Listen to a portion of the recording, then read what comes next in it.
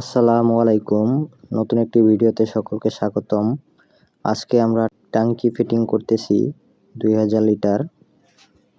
তো চলুন দেখতে থাকি আর কি কাজ করলাম। ওই পাশে পাইপ ফালানো হয়েছে, তো ওই পাশে কিভাবে পাইপ সেট করছি তা চলুন দেখে আসি।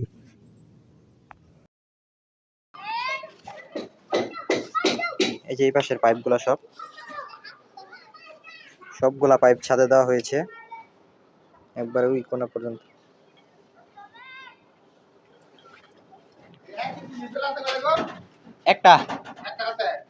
আমরা নিচ দিয়ে কিভাবে পাইপ ফিটিং করেছি তা এখন দেখাচ্ছি। দেখুন আমরা কিভাবে নিচ দিয়ে পাইপটি সেটিং করেছি।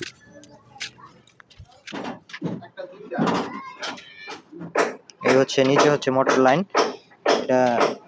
এটা মোটরের লাইন হচ্ছে, আর এটা হচ্ছে সাপ্লাইয়ের লাইন বাথরুমে।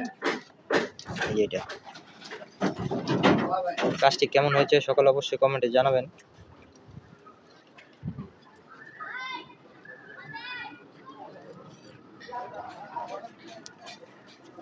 এই পাশে একটা পয়েন্ট রেখে দিলাম যাতে আপনার ছাদে পানি টানি লাগলে যাতে চাবি ছেড়া ওনারা পানি নিতে পারে, এই জন্য। তো সবাই ভালো থাকবেন, সুস্থ থাকবেন, আল্লাহ হাফেজ।